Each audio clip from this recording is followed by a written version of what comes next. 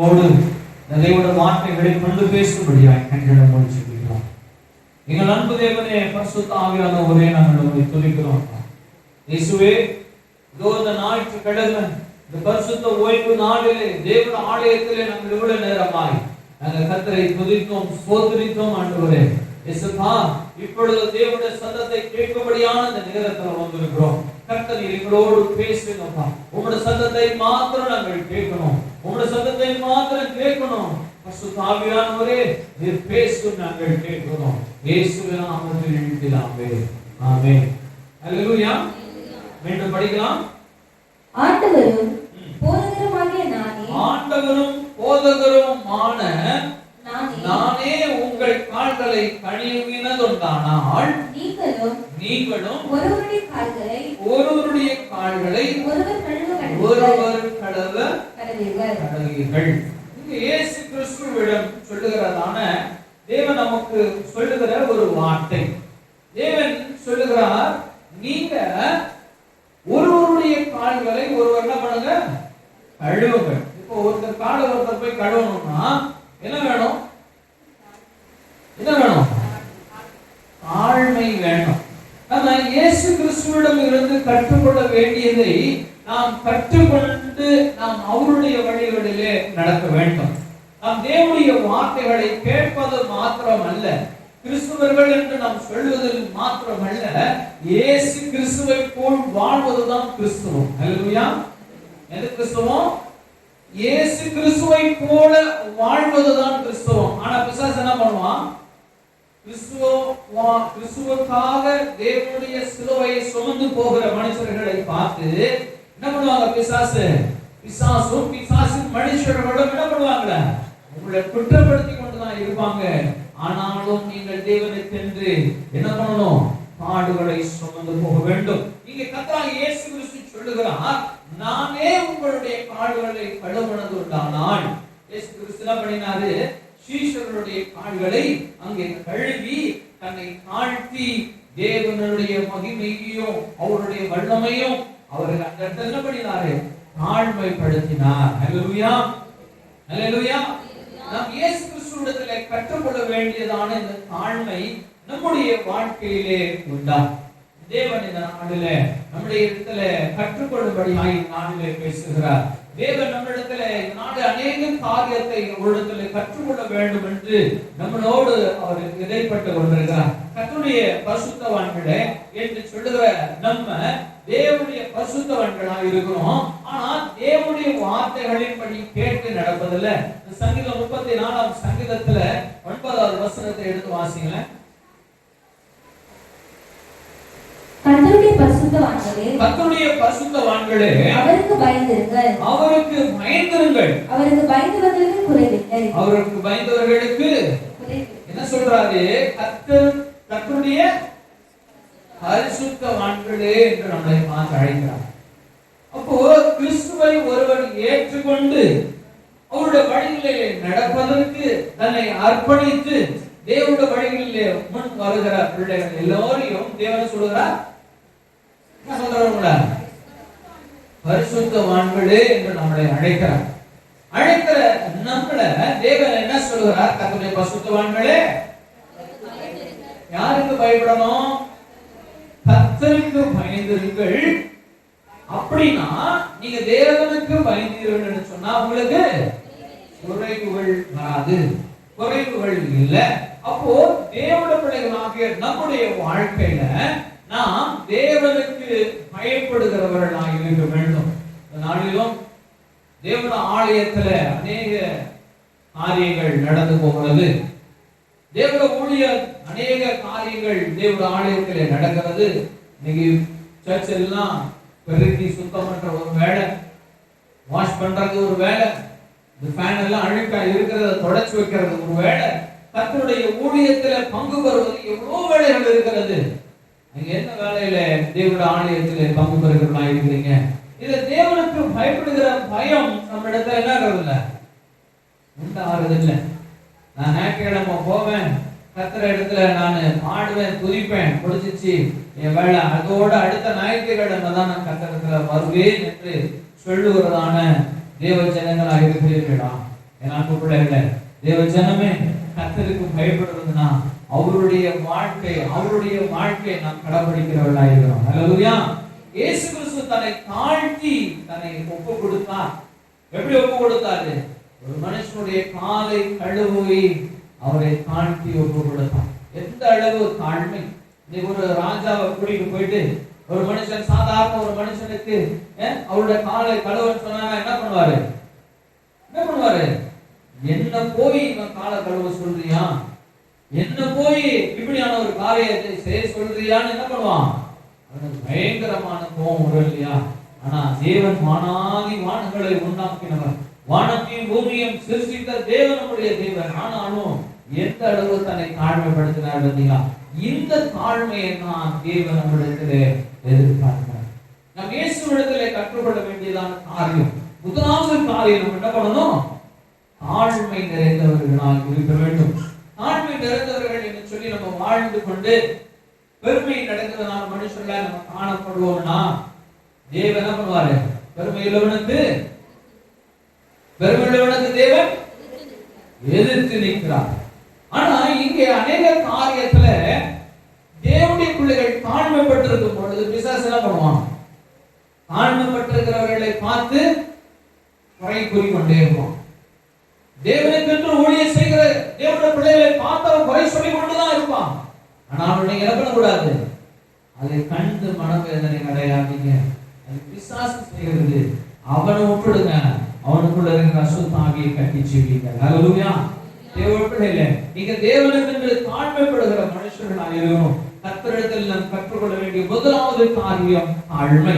நான் கிறிஸ்துவனாக இருக்கணும்னு சொன்னா, நான் உண்மையிலே இயேசு கிறிஸ்துவை பற்றி கொண்டு வாழ்கிற மனுஷனாக இருப்பேன்னு சொன்னா நம்மிடத்துல என்ன இருக்கணும்? தாழ்மை இருக்க வேண்டும். ஹல்லேலூயா. நம்மிடத்துல தாழ்மை இருக்க வேண்டும். படிக்க மக்கள, நான் உங்களுக்கு செய்தது போல நீங்களும் செய்யும்படி உங்களுக்கு மாதிரியை காண்பித்தேன். ஹல்லேலூயா. 17 படிக்குமா? நீங்கள் இவைகளை அறிந்திருக்கிறபடியினால் இவைகளை செய்வீர்களானால் பாக்கியவான்களாய் இருப்பீர்கள். ஹல்லேலூயா. ஹல்லேலூயா. யாரா இருப்போமா? எப்போ இயேசு கிறிஸ்துவுடைய தாழ்மையை நாமும் கற்று அதன்படியாய் செய்வோம்னா நம்ம யாரா இருப்போம்? பாக்கியவான்களாக இருப்போம். எப்படி தேவனுடைய ஆசீர்வாதம் நம்மளை நிரம்பி வழிந்து ஓடுகிறதாக இருக்கும். கர்த்தருக்கென்று நீங்கள் தாழ்மைப்படுவீர்கள் என்று சொன்னால் கர்த்தர் நித்தம் உங்களை ஆசீர்வதித்து உயர்த்த அவர் வல்லமையுள்ளவராய் இருக்கிறார். மத்தேயு 11ஆம் அதிகாரம் 29ஆம் வசனத்தை யாராவது வாசிங்க. மத்தேயு, நான் சாந்தமும் மனத்தாழ்மையுமாய் இருக்கிறேன். என் நுகத்தின் கொள்கையை ஏற்றுக்கொண்டு என்னிடத்தில் கற்றுக்கொள்ளுங்கள். அப்பொழுது உங்கள் ஆத்துமாக்களுக்கு இளைப்பாறுதல் கிடைக்கும். ஹல்லேலூயா.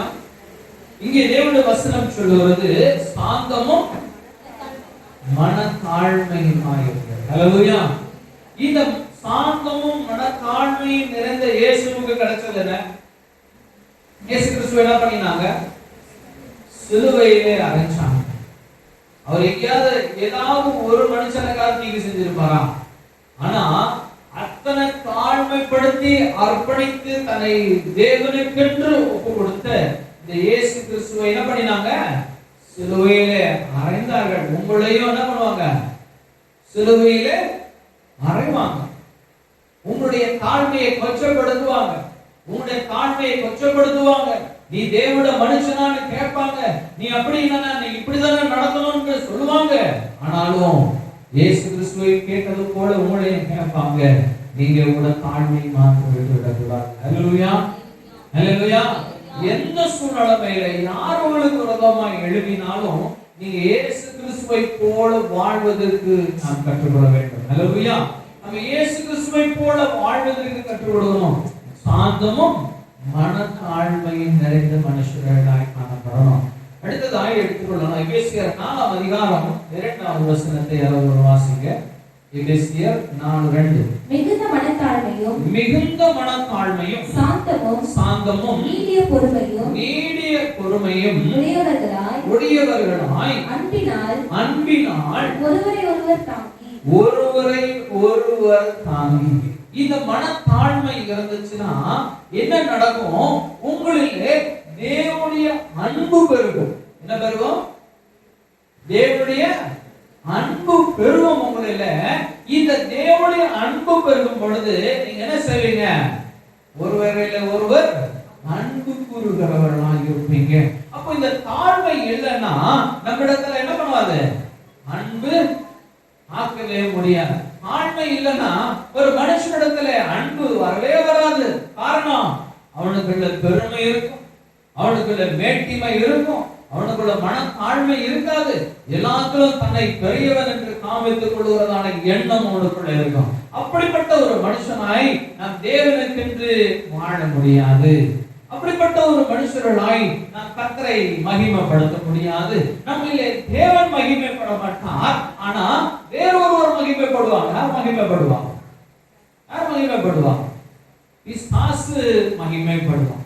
நீங்க தேவனுக்கு பயந்து, நீங்க தேவனுக்கென்று வாழுகிற தேவனுடைய பிள்ளைகளாக இருப்பீர்கள் என்று சொன்னா, நீங்க தேவனிடத்துல கர்த்தராகிய இயேசு கிறிஸ்துவிடத்திலே கற்றுக்கொண்டதை நீங்கள் உங்களுடைய வாழ்க்கையிலே கடைபிடிப்பீர்கள். அப்ப நீங்க தேவனுக்கென்று உங்களுடைய வாழ்க்கையிலே கடைபிடிப்பீர்கள் என்று சொன்னால் உங்களிலே அன்பு பெருகும். அல்லேலூயா. உங்களிலே அன்பு பெருகும். நீங்க எல்லாரிடத்திலும் அன்பாக இருப்பீங்க. ஒரு சில மனுஷர்கள் உண்டு, தேவனுடைய மனுஷர்கள் என்று சொல்லுகிற சிலர் உண்டு, அவர்கள் தன்னை மாத்திரமே பார்த்துக் கொள்வாங்க. என்ன பண்ணுவாங்க? ஆணும் தன் குடும்பமும் நன்றாக இருந்தான் போல் தன்னுடைய அக்கம் பக்கத்துல இருக்கிறவர்களை கொடுத்து கவலைப்பட மாட்டாங்க. தேவப்பிள்ளையே, உன்னிலே தேவனுடைய அன்பு வரணும். நீ இயேசு கிறிஸ்துவிடத்துல கற்றுக்கொள்ள வேண்டிய அநேக காரியங்கள் நம்முடைய வாழ்க்கையிலே உண்டாக வேண்டும். நான் கர்த்தரை அறிந்திருக்கிறேன், ஆனா நான் கர்த்தரை போல நான் வாழ்கிறேன். நான் இயேசுவை அறிந்திருக்கிறேன், இயேசுடைய காரியங்கள் எல்லாவற்றையும் நான் தெரிஞ்சு வச்சிருக்கிறேன். ஆனாலும் நான் இயேசு கிறிஸ்துவை போல வாழலைன்னா என்னோட வாழ்க்கையில ஒரு காரியமும் நான் காண முடியாது. நான் ஒரு காரியமும் காண முடியாது. தேவனுடைய தெரிந்து கொண்டதன் நோக்கம் நிறைவேறாது. அப்ப நாம் தேவனுடைய நோக்கத்தை நிறைவேற்றவே தேவன் என்ன பண்ணிருக்கிறார்? நம்மளை அழைத்து இருக்கிறார், தெரிந்தெடுத்து இருக்கிறார். இந்த தேவனுடைய நோக்கத்தை நிறைவேற்ற இந்த தேவனுடைய தாழ்மையும் இந்த தேவனுடைய அன்பும் மிகவும் அவசியமாக இருக்கிறது. இதை யாரிடத்துல இருந்து கற்றுக்கொள்கிறோம்? ஊழியக்காரனிடத்துல இருந்தா, இல்ல உங்க அப்பா அம்மா கிட்ட இருந்தா, ஒரு சிலர் உங்க மருமகனிடத்துல இருந்தா, மருமகளிடத்துல இருந்தா. நீங்க கற்றுக்கொள்ள வேண்டியது கர்த்தராகிய இயேசு கிறிஸ்துவிடத்துல இருந்து. ஹல்லேலூயா. இன்னைக்கு ஒரு மருமகள் இல்ல மருமகன் வேற மாதிரி மாறிடுவாங்க, வேற மாதிரி மாறிடுவாங்க. ஒரு தகப்பனோ ஒரு தாயோ வேற மாதிரி மாறிடுவாங்க. ஆனா மாறாதவர் நம்முடைய கர்த்தராகிய இயேசு கிறிஸ்துவானவர். ஹல்லேலூயா. அவர் என்றும் மாறாதவர். ஆகினால் நாம் கற்றுக்கொள்ள வேண்டிய ஒரு காரியம், தேவனிடத்திலிருந்து கற்றுக்கொள்ள வேண்டும். இது பிதாவாகிய தேவன், இந்த கர்த்தராகிய இயேசு கிறிஸ்துவானவர் எப்படியெல்லாம் தன்னை தாழ்த்தி இந்த பூமிக்கு அர்ப்பணித்தார்களோ அப்படியே நம்மளையும் தேவனுக்கு தாழ்த்தி அர்ப்பணித்து வாழ வேண்டும். இயேசு கிறிஸ்துவை போல வாழ வேண்டும் என்று சொல்வது மிகவும் கடினமான ஒரு காரியம் தான். மிகவும் கடினமான ஒரு காரியம். நீங்க தேவனுக்கு நீதியாய் வாழ்வீர்கள் சொன்னா அவங்க மேல என்ன வரும்? அநேக அடிகள் விழும், அநேக அடிகள் விழும். அது ரத்த காயமாகவும் இருக்கலாம், சொல்லடிகளா இருக்கலாம், எப்படி வேணாலும் விழலாம். நீங்க கர்த்தருக்கு என்று இல்லைங்க, யாரை கொடுத்து கவலைப்படாதீங்க. இயேசுப்பா, நான் உமக்காக நான் யாவற்றையும் சகிப்பேன் ஆண்டவரே என்று சொல்லி கர்த்தருக்காக நீங்க சகித்து வாழ்வீங்கன்னா தேவனாம் உங்களிலே மகிமைப்படுவதாக இருக்கும். அடுத்ததாக 1 பேதுரு 5ஆம் அதிகாரம் 5ஆவது வசனத்தை நான் வாசிங்க. அந்தபடி இளைஞரே, மூப்பருக்கு கீழ்ப்படிங்கள். நீங்கள் எல்லாரும் ஒருவருக்கொருவர் கீழ்ப்படிந்து மனத்தாழ்மையும் அணிந்து கொள்ளுங்கள். ஹல்லேலூயா. என்னமா? ஒருவருக்கொருவர் என்ன பண்ணணுமா? படிங்க திரும்ப வசனத்தை. அந்தபடி 1 பேதுரு 5:5. அந்தபடி இளைஞரே, மூப்பருக்கு கீழ்ப்படிங்கள். மூப்பருக்கு கீழ்ப்படியுங்கள். நீங்கள் எல்லாரும் நீங்கள் எல்லோரும் ஒருவருக்கொருவர் கீழ்ப்படிந்து ஒருவருக்கு ஒருவர் கீழ்ப்படிந்து மனத்தாழ்மையை அடைந்து கொள்ளுங்கள். மனத்தாழ்மையை அடைந்து கொள்ளுங்கள். அல்லேலூயா. இங்கே இந்த மனத்தாழ்மை எங்கிருந்து வருகிறது? இந்த மனத்தாழ்மை எப்படி இருக்கிறது? மனத்தாழ்மை உள்ளவரிடத்துல மாத்திரமே கீழ்ப்படிதல் உண்டாகும். ஒரு மனுஷன் இடத்துல இந்த தேவனுக்கு பயப்படுகிற பயம் இருந்தாதான் அவன் தன்னுடைய வார்த்தைகளுக்கு கீழ்ப்படிவான். இப்போ தேவனுடைய ஊழிய விசுவாசிகள் ஆகி நம்மளும் கூட நீங்க எத்தனை மணிக்கு வந்து ஆலயத்துக்குள்ள ஒவ்வொரு வாரமும் இங்க உங்களிடத்துல சொல்லப்படுகிறது, அப்பா ஆளுகளை சர்ச்சை 8 மணிக்கு வாங்க. ஆளுகளை சர்ச்சை எத்தனை மணிக்கு? 8 மணிக்கு வந்துருங்க. நானும் பிரதர் ஆல்வின் தான் முன்னாடி வந்து நிற்கிறோம் சர்ச்சுக்குள்ள. ஆனா அநேகர் காலியா இருக்கிறது. எத்தனை மணிக்கு வரும்? இஷ்டத்துக்கு வரும். அப்படின்னு என்ன அர்த்தம்? கீழ்ப்படுகிறது இல்லை. கர்த்தருடைய வார்த்தைகளுக்கு கீழ்ப்படுகிறது இல்லை. மூப்பருடைய வார்த்தைகளுக்கு கீழ்ப்படியது இல்லை. அப்ப எங்க மிஸ்டேக்? தேவனுடைய பிள்ளைகளாகிய நம்மிடத்துல தாழ்மை இல்லை. நீ என்னடா சொல்வது, நான் என்ன கேட்கிறது? நீ சொல்றதுல நான் செய்யணுமா? நீங்க இயேசு கிறிஸ்துவிடத்திலே கற்றுக்கொள்ள வேண்டிய இந்த தாழ்மை உடத்தல் இல்லைன்னா உடத்துல கீழ்ப்படுதல் இருக்காது. அப்ப நாம் தேவனிடத்துல கற்றுக்கொள்ள வேண்டிய மிக முக்கியமான காரியம் தாழ்மை. அல்லேலூயா, அல்லேலூயா. இந்த தாழ்மை நிறைந்த தேவனுடைய பிள்ளைகளாக இருக்க வேண்டும். அடுத்ததான ஒரு வசனத்தை இங்கே வாசிப்போம். 2ஆவதாய் மத்தேயு 19ஆம் அதிகாரம் 19ஆவது வசனம். உன் தகப்பனையும் உன் தாயையும் கனப்படுவாயாக. உன் தகப்பனையும் உன் தாயையும் கனப்படுவாயாக.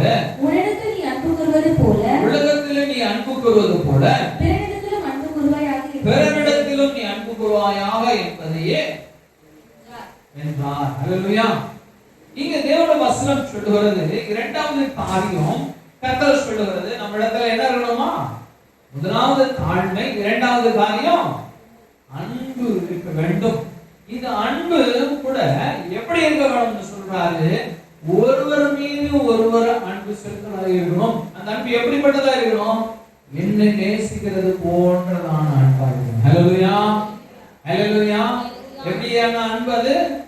நான் எவ்வளவு நேசிக்கிறேனோ அதே அளவு என்ன பண்ணணுமா?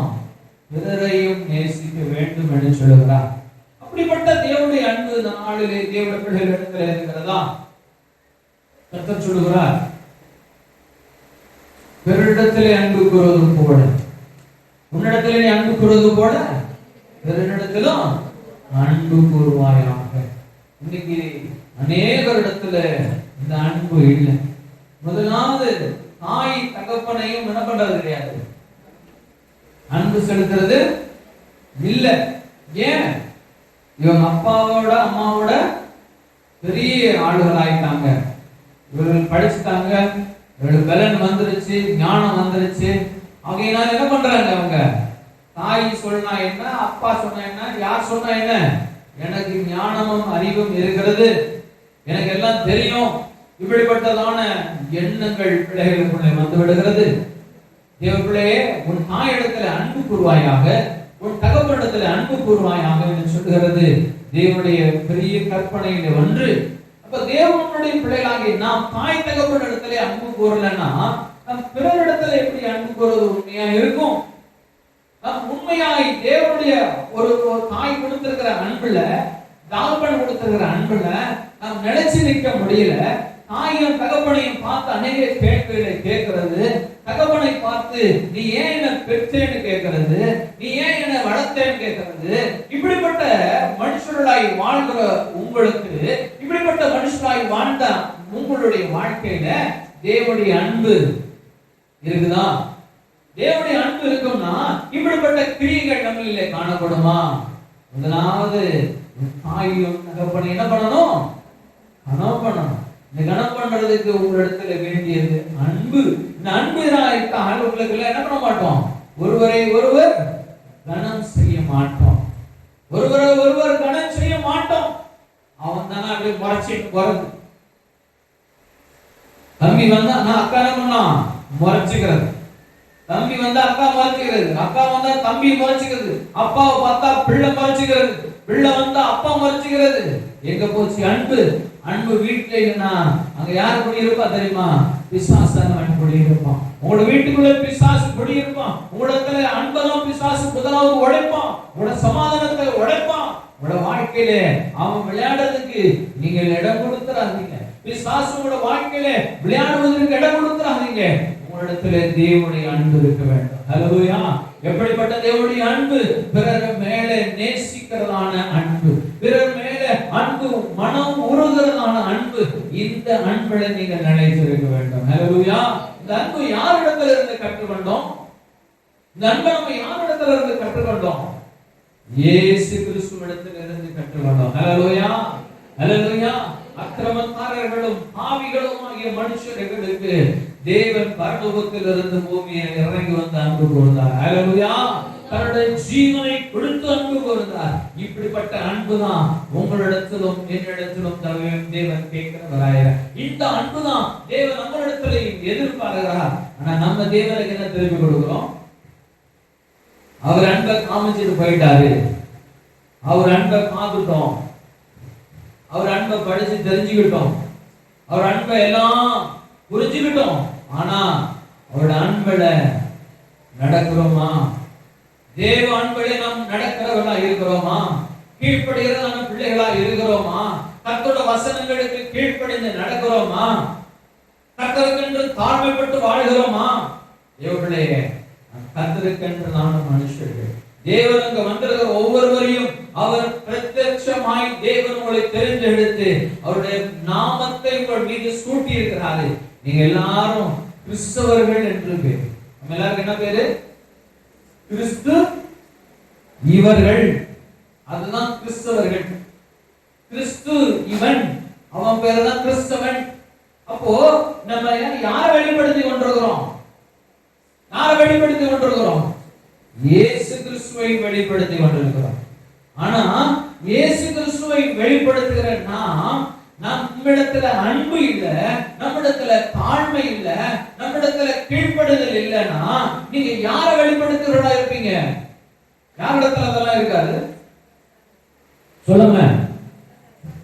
பிசாசிடத்துல இந்த காரியத்தை எதிர்பார்க்க முடியுமா? முடியுமா? முடியாது. பிசாசுதான் அன்பு வைக்க மாட்டான், அன்பு செலுத்த மாட்டான்.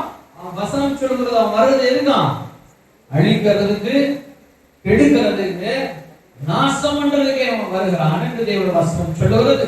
அப்போ இயேசு கிறிஸ்துவுடைய பிள்ளைகள் நீங்கள் கிறிஸ்துவை வெளிப்படுத்துவதாக இருப்பீங்கன்னா உங்களிடத்துல அன்பு பொங்கி வழிய வேண்டும். ஹல்லேலூயா. உங்களிடத்துல அன்பு பொங்கி வழியணும், தாழ்மை உடையவர்களாக இருக்கணும். இயேசுவே போய் ஒருவருடைய காலை கழுவுறாருன்னா நம்மளிடத்துல அந்த தாழ்மை இருக்குதா? நம்மிடத்துல இந்த அன்பு இருக்குதா? கீழ்ப்படுதல் இருக்குதா? இதனால இயேசு கிறிஸ்துவின் மூலமாக நாம் கற்றுக்கொள்ள வேண்டிய காரியம் அன்பு. ஹல்லேலூயா. அன்பு. மத்தேயு 22ஆம் அதிகாரம் 37ஆம் வசனத்தை வாசிக்கலாம். இயேசு அவனை நோக்கி, உன் தேவனாகிய கர்த்தரிடத்தில் உன் முழு இருதயத்தோடும் முழு ஆத்துமாவோடும் உன் முழு மனதோடும் அன்பு கூர்வாயாக. எவ்வளவா? எவ்வளவா? முழு இருதயத்தோடு. ஹல்லேலூயா. not for its sake, ஒரு காரணத்துக்கான அன்பு அல்ல.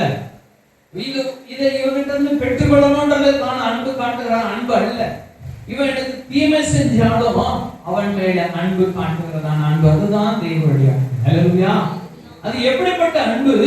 முழு இருதயத்தோடு செலுத்தக்கூடிய அன்பு. அது முழு இருதயத்தோடு செலுத்தக்கூடிய அன்பு. இந்த அன்பு யாருடைய பாவத்தை என்ன பண்ணும்? எல்லாருடைய பாவத்தை மூடும். அது அன்பு, அது தேவனுடைய அன்பு. அப்போ அன்பு செலுத்தும் பொழுது ஒருத்தன் தவறு செய்த மனுஷன் முன்னாடி வரும் பொழுது கூட நம்ம என்ன பண்ண மாட்டோம்? அந்த அன்பு என்ன பண்ணாது? அதை யோசிக்காது, அவனை நம்பும். ஹல்லேலூயா. ஹல்லேலூயா. ஹல்லேலூயா.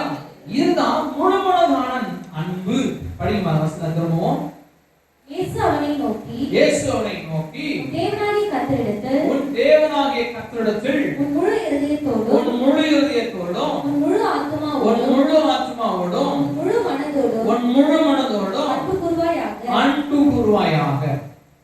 தேவனிடத்துல நான் முழு இருதயத்தோடு அன்பு கூறுகிறவர்களாய் இருப்போம் அப்படின்னா, நான் தேவனிடத்துல முழு அன்பு கூறுவர்களாய் இருப்போம் என்று சொன்னா, நம்மிடத்துல இந்த தேவனுடைய கேரக்டரிஸ்டிக்ஸ் எல்லாமே நம்மிடத்துல இருக்கு. நம் தேவனிடத்துல முழு இருதயத்தோடு தேவனை தொழுது கொள்ளாததுனால நான் 50% தான் நான் கர்த்தருக்கென்று நான் நேரத்தை செலவழிப்பேன், 50% தான் நான் கர்த்தருக்காக எதையும் செய்வேன், மீதியான நேரம்லாம் எனக்காக நான் வச்சுக் கொள்வேன். அந்த நாளில நான் என்னால வர முடியாது. நீங்க பிபிஎஸ் கிளாஸ் நடத்துனீங்கன்னா எனக்கு என்ன, எனக்கு வேற வேலை இல்லையா? நீங்க ஏதாவது பிரேயர் நடத்துவீங்க, உங்க இஷ்டத்துக்கு நடத்துவீங்க, அதெல்லாம் நான் பங்கு பெறணுமா? முழு இருதயத்தோடு தேவனை தொழுது கொள்றது. நீங்க தேவனுக்கென்று முழு இருதயத்தோடு தொழுது கொள்வீர்களான காணப்பட்ட மனுஷனா இருப்போம்னா, நம்ம எல்லாவற்றிலும் தேவனிடத்துல வந்து பங்கு பெறுவதா இருக்கும். அன்போடு தேவனுடைய ஏக்கத்தோடு அந்த வாட்சியோடு தேவனிடத்துல வருவர்களா இருக்கும். ஞாயிற்றுக்கிழமை ஒரே ஒரு நாள் மாத்திரம் வந்துட்டு நம்ம தேவனை தொழுது கொண்டு போகிறோம். முழு இருதயத்தோடு தொழுது கொள்ளுகிறீங்க, கர்த்தர் உங்களை ஆசீர்வதிப்பார். ஆனா கர்த்தர் இன்னும் உங்களிடத்துல எதிர்பார்க்கிறவராக இருக்கிறார். ஹல்லேலூயா, ஹல்லேலூயா. இன்னும் உங்களிடத்துல தேவன் அநேக காரியங்களை எதிர்பார்க்கிறார். நீங்க கர்த்தருக்கென்று வாழுகிற மனுஷர்கள். ஹல்லேலூயா. நீங்க தேவனுக்கென்று நீதிமான்களாய் தேர்ந்தெடுக்கப்பட்டிருக்கிற உங்களை தேவனுடைய வாழ்க்கையில மாற்றத்தை கர்த்தர் காணும்படியாய் விரும்புகிறார். நம்முடைய வாழ்க்கையில தேவனுடைய அன்பு நிறைந்ததான மனுஷர்களாய் காணும்படி விரும்புகிறார். தேவன் மீது முழு இதயத்தோடு நம்ம அன்பு கூறுவோம்னு சொன்னா, கர்த்தரை தேடி ஓடி நேரத்துல வந்து கர்த்தரை தொழுது கொள்வோம். 90% தேவனுடைய அன்பு இருக்குது, 10% உலக அன்பு இருக்குது. கர்த்தரிடத்தில் அநேக காரியங்களை சொல்லலாம், அநேக காரியங்கள் சொல்லலாம். இல்லையா, என் குழந்தைக்கு காலையில உடம்பு சரியில்லை அதனாலதான் லேட், இல்ல வண்டி கிடைக்கல அதனாலதான் லேட். இந்த காரணங்களை நீங்க போய் உங்களுடைய வேலை ஸ்தலத்துல சொல்ல முடியுமா? இப்படிப்பட்ட ஒரு காரணங்களை நீங்க போய் உங்களுடைய எக்ஸாம் நேரத்துல போய் சொல்ல முடியுமா? இந்த காரணங்களை கொண்டு போய் நீங்க ஏதாவது ஒரு இடத்துல இதை பயன்படுத்த முடியுமா? ஆனா நாம் எல்லாவற்றையும் கொண்டு வந்து எங்க பயன்படுத்துகிறோம்? எல்லாவற்றையும் கொண்டு வந்து கர்த்தரிடத்துல பயன்படுத்தணும். எல்லாவற்றுக்கும் ஒரு காரணம் சொல்லுகிறோம். தேவபிள்ளையே, கர்த்தரிடத்திலே முழு இருதயத்தோடு அவரை தொழுது கொள்ளுங்கள், அவரை தேடுங்கள், அவர்களிடத்தில் அன்பு கூறுங்க. கர்த்தர் உங்களை ஆசீர்வதிப்பார். ஹல்லேலூயா, ஹல்லேலூயா. அடுத்து மத்தேயு 22ஆம் அதிகாரம் 39ஆம் வசனம் வாசிக்கலாமா? இதற்கு ஒப்பாய் இருக்கிற இரண்டாம் கற்பனை என்னவென்றால், உன்னிடத்தில் நீ அன்பு கூறுவது போல பிறனிடத்திலும் அன்பு கூறுவாயாக என்பதே. பிறனிடத்திலும் அன்பு கூறுவாயாக என்பதே. ஹல்லேலூயா. கர்த்தர் இந்த அன்பில் மிகவும் பிரியமுடையவராக இருக்கிறார். இது நம்மிடத்துல எதிர்பார்க்கிறார். இந்த தேவ அன்பை தேவன் நம்மிடத்துல எதிர்பார்க்கிறாரு. நாம் தேவனுக்கு திருப்பி கொடுக்கும்படியான இந்த அன்பை வெளிக்காட்டுகிறவர்களாக இருக்கிறோம். ஹல்லேலூயா, ஹல்லேலூயா. இது ஒரே ஒரு எக்ஸாம்பிள் ஒன்று சொல்றேன், எடுத்துக்கொள்ளலாம். 1 யோவான் 3ஆம் அதிகாரம் 17ஆம் வசனத்தை யாராவது வாசிங்க. 1 யோவான். ஒருவன் உலக ஆசையுடையவனாய் இருந்து தன் சகோதரனுக்கு குறைச்சல் உண்டென்று கண்டு தன் இருதயத்தை அவனுக்கு அடக்கிக் கொண்டால் அவனுக்குள் தேவ அன்பு நிலை கொண்டிருப்பது எப்படி? ஒரு சகோதரன் மிகவும் கஷ்டப்பட்டு கொண்டிருக்கிறான், ஒரு சகோதரன் மிகவும் வேதனையிலும் ரொம்ப துன்பத்திலும் இருந்து கொண்டிருக்கிறான். அவன் வேதனையிலும் துன்பத்தில் இருக்கிறதான நாளில் இந்த சகோதரன் நல்லா இருந்துட்டு இந்த சகோதரனை விசாரிக்கலனா உன்னுடைய அன்பு எங்கன்னு கேட்க. இந்த சகோதரன் சொல்லக்கூடாது, என் தம்பி என்கிட்ட வந்து கேட்கலையே, அவன் என்கிட்ட விசாரிக்கலையே, நான் ஏன் போய் உதவி செய்யணும்? ஆனா தேவனுடைய அன்பு ஒருவனுக்குள்ள இருக்கணும்னு சொன்னா அவன் ஓடோடி போய் அவனுக்கு நன்மை செய்கிறவனாக இருப்பான். ஹல்லேலூயா, ஹல்லேலூயா. இந்த அன்புதான் தேவனுடைய அன்பு. இந்த அன்புதான் தேவன் நம்மிடத்துல எதிர்பார்க்கிறார். அவன் வந்து என்கிட்ட சொல்லட்டும், அவன் என்கிட்ட கேட்கட்டும், அதுக்கப்புறமா நான் செய்கிறேன். அது தேவ அன்பு அல்ல. ஒருவர் கஷ்டப்படுகிறான், ஒருத்தர் துன்பப்படுகிறான்னு சொன்னா ஓடோடி போய் அவர்களுக்கு நன்மை செய்ய வேண்டும். இந்த அன்பை தான் கர்த்தர் உங்களிடத்துல என்னிடத்துல எதிர்பார்க்கிறார். அல்லேலூயா, அல்லேலூயா.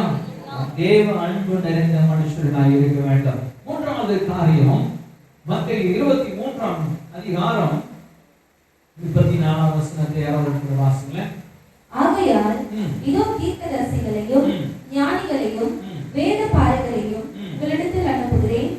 அவர்களில் சிலரை கொண்டு சிலுவையில் அறைவீர்கள், சிலரை உங்கள் ஆலயங்களில் வாரினால் அடித்து ஊருக்கு ஊர் துன்பப்படுத்துவீர்கள். மத்தேயு 23ஆம் அதிகாரம் 34ஆவது வசனம் தானம்மா?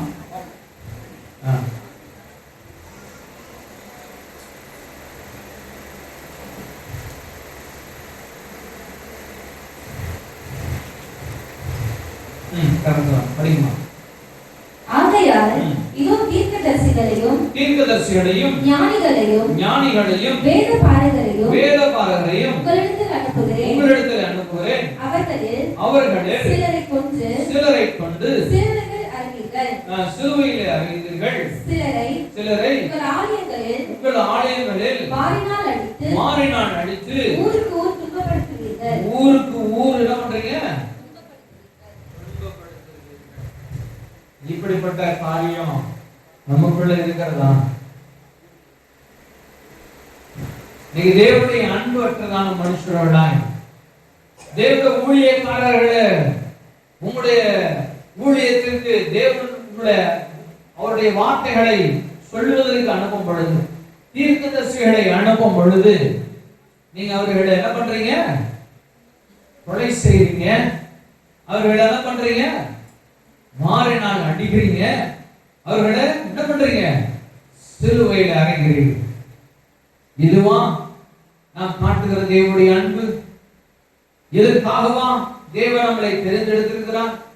இதற்காகவா நாம் தேவனை பின்பற்றதான மனுஷனாய் வாழ்வதற்கு நாம் இயேசுவை ஏற்றுக்கொண்டு வந்திருக்கிறோம்? என் அன்பு தேவ பிள்ளைகளே, கர்த்தர் உங்களிடத்தில் எதிர்பார்க்கிறது இந்த மன உருக்கமான அன்பை எதிர்பார்க்கிறார். இது இயேசு கிறிஸ்துவுடைய அன்பு, இது தாழ்மையின் அன்பு. இந்த அன்பு இல்லனா, இந்த தாழ்மை இல்லனா, இந்த கீழ்ப்படிதல் இல்லனா, நாம் உலகத்தின் அநேக காரியங்களிலே இழுக்கப்பட்டவர்களாய், பிசாசுக்கு அடிமைப்பட்டவர்களாய், பிசாசு ஆளுகை செய்கிறதான மனுஷர்களாய் நாம் காணப்படுவோம். என்ற பேர் கிறிஸ்துவன் என்று வைத்துக் கொண்டான். ஆனா என்னிலே கிறிஸ்து வாழ மாட்டார். என்னிலே கிறிஸ்து வாழ வேண்டும் என்று சொன்னான். நான் கிறிஸ்துடைய அன்புடையவனாய் இருக்க வேண்டும், மன்னிக்கிறவனாய் இருக்க வேண்டும், கீழ்ப்படிதல் உள்ளவனாய் இருக்க வேண்டும், தாழ்மை நிறைந்தவனாய் இருக்க வேண்டும். இது ஒரு கிறிஸ்துவனிடத்தில் இல்லை என்று சொன்னால் அவங்க யாரு? அவர்கள் கிறிஸ்தவர்கள் அல்ல. அவங்க யார்? அவங்க கள்ள கிறிஸ்தவர்கள். யார் அவங்க? நீங்க அநேகர் சொல்லுகிற காரியங்களை பார்க்கிறீங்க. நான் ஒரு சகோதரிடத்துல பேசும் பொழுது சொன்னாரு, பிரதர், நான் இந்த கிறிஸ்டியன்ஸ் மட்டும் நான் வைக்கவே மாட்டேன். அவங்க மட்டும்தான் எனக்கு அநேக தீமை சொல்லிட்டாங்க. அவங்க எப்படி கொண்டு வந்து அவங்க எவ்வளவு நன்மை செய்யறாங்க, ஆனா என்ன பண்றாங்க? அவங்க தீமை செஞ்சிடறாங்க அப்படின்னு ஒரு சகோதரருடைய கம்பெனியில வேலை வைக்கிறதுக்கான காரியத்தை பற்றி பேசலாம். நான் பிரதர் சொன்னேன், அந்த பிரதர் சொன்னேன், பிரதர் தயவு செய்து அப்படி சொல்லாதீங்க. கிறிஸ்தவர்கள், உண்மையான கிறிஸ்தவர்கள் அப்படி செய்ய மாட்டாங்க. உண்மையான கிறிஸ்தவன் அப்படி செய்ய மாட்டான். அவன் துன்மார்க்கன், அவன் கிறிஸ்துவின் வேஷத்தை தரித்திருக்கிறவன். அவனிடத்துல கீழ்ப்படிதல் இல்லை, அவனிடத்துல அன்பு இல்லை, அவனிடத்துல மன்னிக்கிற சுபாவம் இல்லை. அவன் தேவனை தன்னுடைய சட்டையை போல அணிந்து கொண்டிருக்கிற கிறிஸ்துவன். அவன் உண்மையான கிறிஸ்தவன் அல்ல என்று சொன்னான். இன்னைக்கு அநேகர் அப்படிதான் மாய தவறி சொல்லுகிறோம். தேவட பிள்ளைகளை பார்த்து குற்றம் சொல்லுகிறவர்களாக இருக்கிறோம். தேவட பிள்ளைகளை ஆணிலும் தவறு செய்ய முடியாது. அல்லேலூயா. உண்மையாய் முழு இதயத்தோடு கர்த்தரை வாஞ்சிக்கிற ஒரு மனுஷன் உண்மையாய் கர்த்தருக்கென்று நான் வாழ வேண்டும் என்று நினைக்கிறவன் இப்படிப்பட்ட பாவம் செய்ய முடியாது. அப்படி யாருமே என்ன பண்ணக்கூடாது, இப்படிப்பட்டதான காரியத்தை நாமும் கூட சொல்லிவிடக் கூடாது. அல்லேலூயா, அல்லேலூயா. அவங்க யார்? அவங்க உண்மையான கிறிஸ்தவர்கள் அல்ல. அவர்கள் கிறிஸ்துவின் வேஷம் தரிக்கப்பட்டவர்கள். அவர்கள் கிறிஸ்துவின் வேஷம் தரிக்கப்பட்டவர்கள். அவர்கள் கிறிஸ்தவர்கள் அல்ல. அவர்கள் எப்படி துன்மார்க்கர் வாழுகிறார்களோ அப்படியே இவர்களும் வாழ்வாங்க. வசனம் சங்கீதம் 1ஆம் அதிகாரம் 1ஆம் வசனத்துல மிகவும் அழகாய் சொல்கிறது, துன்மார்க்கருடைய ஆலோசனையில நடவாமலும். ஆனா கர்த்தருக்கு பயப்படுகிற மனுஷன் துன்மார்க்கருடைய பேச்சு கேட்பானா? கர்த்தருடைய மனுஷன் துன்மார்க்கருடைய பேச்சு கேட்பானா? துன்மார்க்கன்னா யாரு? துன்மார்க்கன்னா யாரு? ஏற்கனவே பல முறை இந்த வார்த்தையை உங்களுடைய மத்தியிலே பேசியிருக்கிறோம். தேவனை அறியாதவர்கள் யாரவங்க? அப்படிப்பட்ட மனுஷர்களுடைய ஆலோசனைகளை கேட்டு நடக்காதீங்க. நீங்க அப்படிப்பட்ட மனுஷருடைய வார்த்தையை நீங்க கேட்டு நடப்பீங்கன்னா நீங்க தீமையான மனுஷர்களுடைய வழியிலே தான் நீங்க நடக்கிறவனா இருப்பீங்க. கர்த்தருடைய வார்த்தை சொல்கிறது, நீங்க கர்த்தருக்குள்ளே கீழ்ப்படிஞ்சு அவருடைய வசனங்களிலே நடப்பீர்கள் என்று சொன்னா நீங்கள் பாக்கியவான்களா இருப்பீர்கள். அல்லேலூயா. நீங்க கர்த்தருக்கென்று கீழ்ப்படிஞ்சு நடக்கிற மனுஷனா இருக்கணும். துன்மார்க்கருடைய வார்த்தைகளை கேட்டு நடக்கிற மனுஷனா இருக்கக்கூடாது. நீங்க துன்மார்க்கருடைய வார்த்தையை கேட்டு நடப்பீங்கன்னா அவன் என்ன பண்ண போவான்? அவங்கள கரெக்டா குழியில போய் தள்ளி விட்டுட்டு போயிட்டே இருப்பான். ஏன்? அவன் நீங்க நல்லா இருக்கிறது அவனுக்கு பிடிக்காது. அவனுக்குள்ள இருக்கிற அசுத்த ஆவி தேவனுடைய பிள்ளைகள் வாழ்வதை காண முடியாது. தேவனுடைய பிள்ளைகளுடைய வாழ்க்கை ஆசீர்வாதமா இருக்கும் பொழுது அவனுடைய இருதயம் வேணும். தேவ பிள்ளையே, துன்மார்க்கருடைய ஆலோசனைகளை கேட்டு நடக்காதீங்க. நீதிமானுடைய வார்த்தையை கேளுங்க, கர்த்தருடைய பிள்ளைகளுடைய வார்த்தையை கேளுங்க, பரிசுத்தவான்களுடைய பிள்ளைகளுடைய வார்த்தையை கேளுங்க, சத்தியத்தின் பிரகாரம் இருக்கிறதா என்பதை வார்த்தையை கேளுங்க. இங்கு அநேக காரியங்கள் உண்டு தேவனுடைய பிள்ளைகளை கெடுப்பதற்கு. தேவனுடைய அன்புள்ள கீழ்ப்படிதல் இல்ல, அவருடைய நீதி இல்ல, அவருடைய நியாயங்கள் இல்ல. இப்படிப்பட்ட ஒரு தேவனுடைய பிள்ளைகளாய் நாம் காணப்படுவோம்னு சொன்னா நீங்க அந்தி கிறிஸ்துவுக்கு அடிமைப்பட்டவர்களாய் மாறிவிடுவீர்கள். நீங்க அந்தி கிறிஸ்துவுக்கு நேராக ஊழியம் செய்கிறவர்களாய் மாறிவிடுவீர்கள். என் அன்பு தேவனுடைய கர்த்தருக்கென்று நாம் எதையும் தாழ்மைப்பட்டு தேவனுடைய வசனத்தின்படி வாழ்வதற்கு நம்மளை ஒப்புக் கொடுக்க வேண்டும். அல்லேலூயா, அல்லேலூயா. ஒரு கடைசி நாட்களை வாழ்ந்து கொண்டிருக்கிறோம். ஒவ்வொரு வாரமும் தேவனுடைய வார்த்தை ஒரு மத்தியில் சொல்லப்படுகிறது. We are living in the end time. நாம் கடைசி நாட்களை வாழ்ந்து கொண்டிருக்கிறோம். இயேசு கிறிஸ்துவோட வருகை மிக சமீபம். அவருடைய நாட்கள் வரது. அவருடைய கடைசி எச்சரிப்பு சத்தமாய் கூட இந்த நாளில் இருக்கலாம். இது கடைசி எச்சரிப்பு சத்தமாய் கூட உங்களுக்கு வாழ்க்கையில இருக்கலாம். இன்னைக்கு என் தேவனுடைய வருகை வரும் என்று சொன்னான். இன்னைக்கு என்னோட வாழ்க்கையில மரணம் வரணும்னு சொன்னா நான் ரட்சிப்பு இல்லாதவனாய், தாழ்மை இல்லாதவனாய், பரிசுத்தம் இல்லாதவனாய், கீழ்ப்படிதல் இல்லாதவனாய், நான் தேவனுக்கென்று ஒரு காரியமும் செய்யாதவனாய் நான் மரிப்பேன் என்று சொன்னா எனக்கு எப்படி பரலோகத்திலே இடம் உண்டு? எப்படி தேவனிடத்திலே நான் கடந்து போக முடியும்? இன்னைக்கு அநேகருடைய வார்த்தை சொல்லுகிறது, ஏசப்பா வருகைக்குள்ள நான் பரிசுத்தம் அடைஞ்சிடுவேன். ஏசப்பா வருகைக்குள்ள என்னை தேவன் பரிசுத்தப்படுத்துவார். இன்னைக்கு உன் முடிவு வரதுனா நீ என்ன பண்ணுவ? இன்னைக்கு கடைசி நொடி இந்த ஆலயத்துல என்னோட உயிரை விட்டு போகணும்னு சொன்னா நான் நீதிமானா இல்லாம, நான் பரிசுத்தமானா இல்லாம, நான் அன்பு கூறுகிறவனா இல்லாம, நான் அக்கிரமக்காரனை போல பிசாசின் காரியங்கள் எல்லாவற்றையும் செய்திருப்பேனா நான் மரிக்கிற நாள் நான் எப்படி தேவனுடைய ராஜ்யத்துக்குள்ளே கடந்து போக முடியும்? நான் தேவ பிள்ளை கடைசி நாட்களை வாழ்ந்து கொண்டிருக்கிறேன். இந்த தேவனுடைய அன்பு, இந்த தேவனுடைய இரக்கம், இந்த தேவனுடைய கீழ்ப்படிதல் உங்களுடைய வாழ்க்கையில இல்லைன்னு சொன்னா நீங்க அந்தி கிறிஸ்துவுடைய கடைசி நாட்களிலே சிக்கிக்கொள்கிறவர்களாய் காணப்படுவீர்கள். எடுத்துக்கொள்வோம் 2 தெசலோனிக்கேயர் 2ஆம் அதிகாரம் வாசிங்க. 2ஆம் அதிகாரம் 9வது வசனம்.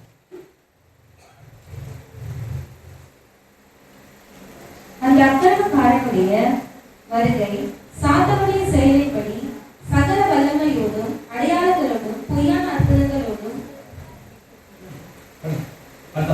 கெட்டு போகிறவர்களுக்குள்ளே அநீதியினால் உண்டாகும் கெட்டு போகிறவர்களுக்குள்ளே அநீதியினால் உண்டாகும் சகலவித வஞ்சகத்தோடும் இருக்கும். ரட்சிக்கப்படத்தக்கதாய் சத்தியத்தின் மேலுள்ள அன்பை அவர்கள் அங்கீகரியாமல் போனபடியால் அப்படி நடக்கும். எப்படி நடக்கும்? இவங்க அந்தி கிறிஸ்துவுக்குள்ளாய் கடந்து போவதற்கு என்ன இங்க காரணமா இருக்கிறது? படிங்கம்மா, 10வது வசனம் படிங்கம்மா. கெட்டு போகிறவனுக்குள்ளே நல்லா கவனிங்க.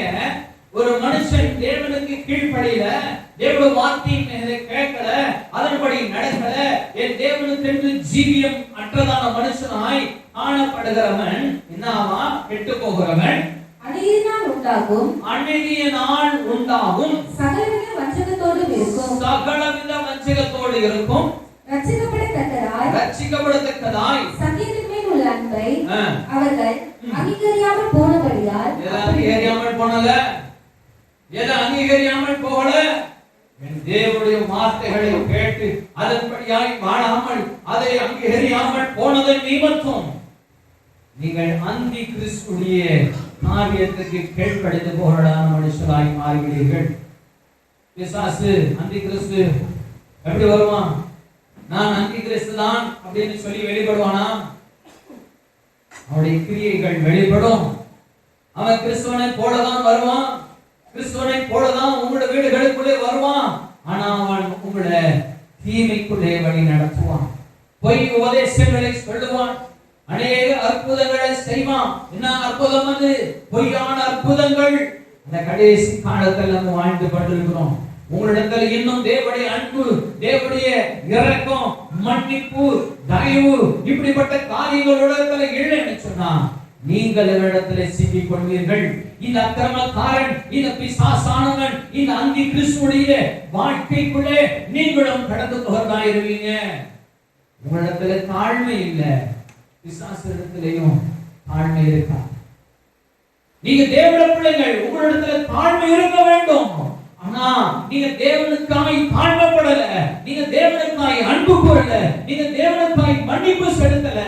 அப்ப உங்களை பிசாசு கண்ணோக்கி பார்த்து கொண்டிருக்கிறவன் நீ தான் என் கூட வரணும்னு சொல்லி உங்களை அந்த அந்தி கிறிஸ்துடைய பாதைகளிலே உங்களை அப்படியே எடுத்து கொண்டு போய் விடுவான். என் அன்புக்குள்ளே, என் தேவச்சனமே, நீ ஏமாற்றப்படுவப்பா, நீ ஏமாற்றப்படுவ. கர்த்தருக்காக அந்த நாளில் அவரிடத்தில் பேசிக் கொண்டிருக்கிறாரு. நீ தேவ அன்பு, தேவ அன்பு, தேவனுடைய இரக்கம், தாழ்மை தேவனிடத்திலிருந்து நீ கற்றுக்கொள்ளணும். ஆண்டவரிடத்திலிருந்து நீ இயேசு கிறிஸ்துவிடத்திலிருந்து கற்றுக்கொள்ளணும். அதற்காக தான் என் தேவனுடைய சத்திய வார்த்தைகளிடத்தில் போதிக்கப்பட்டு கொண்டிருக்கிறது. இந்த வார்த்தைகளுக்கு கீழ்ப்படிவேனா நீ கெட்டு போறதோட நீ கூட மாட்ட. நீ பரலோக ராஜ்யத்தின் ஜனங்களோட நீ கடந்து போக, என் தேவனுடைய பரலோகத்துக்கு அழைத்து போக சீக்கிரமாய் வருகிறார். ஹல்லேலூயா, ஹல்லேலூயா.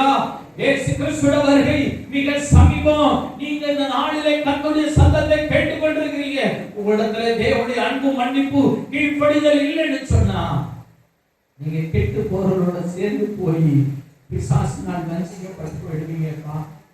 நீங்க பிசாசினால் வஞ்சிக்கப்பட்டு போயிடுவீங்க. பிசாசு இடத்துல மிக ஓப்பனா பேச மாட்டான். இப்படிதான் வஞ்சகத்தோடு உங்களை பிடித்துக் கொண்டு அவனை அப்படியே இடத்துல போய் நரகத்தில் தள்ளுபடியான இந்த கடைசி நாட்கள் வாழ்ந்து கொண்டிருக்கிறோம். ரொம்ப அநேக நாள், அநேக வருஷங்கள் இந்த பூமியில வாழ போறது இல்லை.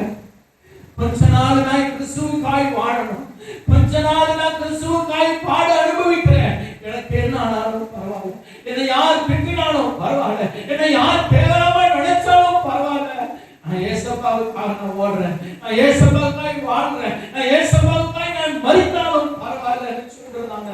இந்த வாழ்க்கைக்குள்ள வரணும்னா என் தேவனுடைய அன்பு உங்களுக்கு வேணும், என் தேவனுடைய தாழ்மை இடத்துல வேணும். கர்த்தருக்காய் நீங்கள் எதையும் செய்ய துணிந்த மனுஷர்களாய் வாழணும்.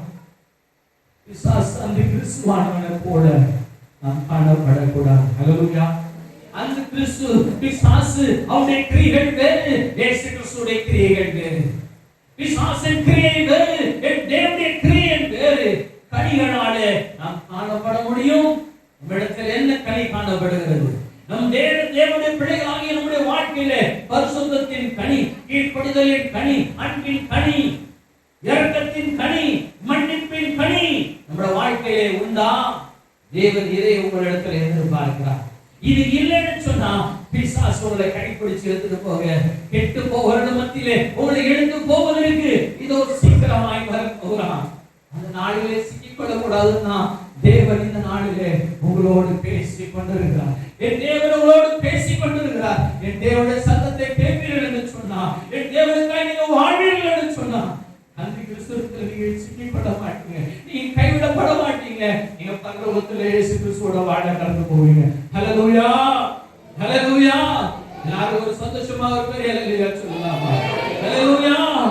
தேவனே, கர்த்தர் நம்மளை கெட்டு போற மத்தியிலே கடந்து போவதற்கு, நம்மளை விடுவதற்கு தேவன் நம்மளை என்னையும் தெரிந்து கொள்ளல. அதுக்காகவா இயேசு கிறிஸ்து சிலுவையில் அறையுண்டாரு? உங்களை ரட்சிப்பதற்கு, உங்களை மீட்டெடுப்பதற்கு, உங்களை பரலோகத்திலே சேர்ப்பது வரைக்கும். இது ஒரு ஊழியக்காரனை கொண்டு உலகத்தில் பேசிக் கொண்டிருக்கிறார். அநேக ஊழியக்காரர்களை கொண்டு தேவன் ஒவ்வொரு ஆலயங்களிலும் பேசிக்கொண்டே இருக்கிறார். கடைசி காலத்தின் சுவிசேஷம் அறிவிக்கப்பட்டு கொண்டே இருக்கிறது. இந்த கடைசி காலத்தில் தேவனுடைய சுவிசேஷம் அறிவிக்கப்பட்டு கொண்டே இருக்கிறது. ஆனால் அநேகர் இதை கண்டு காணாமல் இருக்கிறீங்க. நாமளே அதுக்காக நான் தேவனை உங்களோட பேசிக்கிறேன். அதுதான் கர்த்தருக்கு கொண்டு வந்து உட்கார வச்சிருக்கிறாரு. இது கடைசி காலப்பா. அந்த ஊழியக்காரனை பார்க்காத, இந்த விசுவாசியை பார்க்காத, அந்த மனுஷனை நீ பார்க்காத, உன் கண்ணு இயேசுவை மாத்திரம் காக்க. அவர் ஒருவர் தான் உனக்காகவும் எனக்காகவும் சிலுவையில மரித்தார். ஹல்லேலூயா, ஹல்லேலூயா. உன தாய் மரித்த இயேசு கிறிஸ்துவானவர் இன்றைக்கு உனக்காக மன்றாடி கொண்டிருக்கிறார். அதற்காக உன்னோடு பேசி கொண்டிருக்கிறாரு. நீ கீழ்ப்படிவனா, நீ உன்னை தாழ்மைப்படுத்துவனா, கர்த்தர் உன்னை எடுத்து பயன்படுத்த விரும்புகிறார். அநேகருக்கு இயேசு கிறிஸ்துவின் சுவிசேஷத்தை அறிவிக்கிற மனுஷனாய் நீ காணப்படுவதற்கு தேவனுடைய தெரிந்திருக்கிறார். நீ சுலபமான வாழ்க்கை மாத்திரம் வாழ்வதற்காய் இங்க ஒருவரையும் தேவன் தெரிந்து கொள்ளவில்லை. என் தேவனுக்காய் உழைக்கிற மனுஷனா, என் தேவனுடைய நாமத்தை மகிமைப்படுத்துவதற்காகவே தேவன் ஒவ்வொருவரையும் தெரிந்தெடுத்திருக்கிறார். ஹல்லேலூயா. தேவனுக்காய் நம்மளை அர்ப்பணிக்கும்படியாய் தேவனுடைய ஆலயத்தில் வந்திருக்கிற ஒவ்வொருவரையும் கர்த்தரினால் உங்களை பார்த்து கேட்பதற்காக இன்னைக்கிலிருந்து நான் இயேசுவுக்காக நான் என்னை தாழ்மைப்படுத்துகிறேன். இன்றிலிருந்து நான் இயேசுவுக்காக நான் யாரையும் மன்னிப்பேன். இன்னிலிருந்து நான் இயேசுவுக்காய் அன்பு கூறுகிற மனுஷனாய் நான் காணப்படுவேன் என்று சொல்லுவார்கள் மாத்திரம் உடைய இதயத்திலே கை வைக்கப்படுங்க. ஒரு கதைகளை தூக்கி ஏசப்பா கிட்ட நேரம் இருக்கணும். ஒரு கரத்தை தூக்கி ஏசப்பாவுக்கு நேராய், ஒரு கரத்தை உங்களுடைய நெற்றிலே வைத்து வரலாம். இயேசுவை பார்த்து சொல்லுவோமா, நம்முடைய காய்ந்த பாடல நான் செபிக்க போகிறேன். ஏசப்பா, அன்பற்ற மனுஷனாய் இருந்த ஆண்டவரே, அன்பற்ற மனுஷனாய் இருந்த ஆண்டவரே, அப்பா எத்தனையோ தேவனுடைய வார்த்தைகளை கேட்டோம், செய்திகளை கேட்டோம், மனமாறாதவனாய் நான் வாழ்ந்து கொண்டிருக்கிறேன். அப்பா இந்த மண்ணியும் ஆண்டவரே, இந்த மண்ணியும் அப்பா எங்களை மன்னியுங்க. எங்களை தேவனே எங்களை பரிசுத்தப்படுத்துங்கப்பா. நல்ல இருதயத்தை தாங்க, பரிசுத்த சிந்தையை தாங்க, தாழ்மையை தாங்கப்பா. தேவான்பை தாங்கப்பா, மன்னிக்கும் இருதயத்தை தாங்கப்பா. நாங்கள் தேவனுடைய சத்தத்தை கேட்டு வாழ்கிற மனுஷராய் நாங்கள் வாழ்வதற்கு உதவி செய்யுங்க ஆண்டவரே. எங்கள் துன்மார்க்கர்களை போல நாங்கள் மாறாம, துன்மார்க்கர்களை போல நாங்கள் வாழாம இயேசுவுக்காக நாங்கள் எதையும் தாங்குவதற்கு எங்களை அர்ப்பணிக்கிறோம் ஆண்டவரே, எங்களை அர்ப்பணிக்கிறோம். இதோ இருதயத்திலே கை வைத்து கர்த்தராகிய இயேசுவே உம்மை நோக்கி கரங்களை தூக்கி கொடுக்கிற என் தேவனுடைய பிள்ளைகளை கைகளை பிடிச்சுக்கோங்கப்பா, இந்த கைகளை பிடிச்சுக்கோங்க ஆண்டவரே. ஒருவரும் கெட்டு போவது என் தேவனுக்கு பிரியமில்லை. ஏசப்பா, இந்த கரங்களை பிடிச்சுக்கோங்க ஆண்டவரே. இந்த வாழ்க்கையில் ஒரு பெரிய மாற்றத்தை தாங்கப்பா. இவர்கள் வாழ்க்கையில் ஒரு பெரிய மாற்றம் உண்டாகட்டும். இந்த நொடியிலிருந்து உண்டாகட்டும், இந்த நொடியிலிருந்து உண்டாகட்டும். இவர்கள் பரிசுத்த தேவனுடைய பிள்ளைகள் ஆண்டவரே. இனிமேல் இந்த சத்ரு இவர்களை மேற்கொள்வதற்கு அதிகாரம் இல்லை. இயேசுவின் நாமத்தினால தேவன் கரம் பிடிக்கிறார். இதை ஆசீர்வதி, பரிசுத்தப்படுத்து, மக்காய் வாழ உதவி செய்.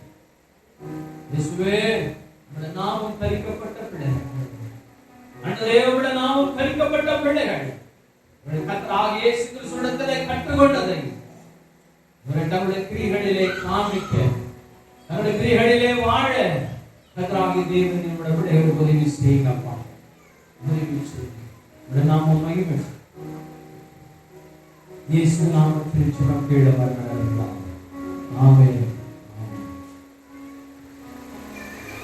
நம்முடைய கர்த்தராகிய இயேசு கிறிஸ்துவின் கிருபை, பிதாவாகிய தேவனுடைய பரிசுத்த ஆவியினுடைய ஐக்கியமும் அன்பும் சமாதானம் ஏகப்படான தேவனுடைய வார்த்தையின்படியாம் எல்லாமே நம்மளை ஆண்மை உள்ளவர்களாம், அன்பு நிறைந்தவர்களாம், மன்னிக்கிறவர்களாம் காணப்படும்படி அன்பு எல்லாத்தையும் தந்து கர்த்தர் நம்மை கரம்பிடித்து வருகை மட்டும் காத்துபடி நடத்துவாராக. ஆமென். ஆமென்.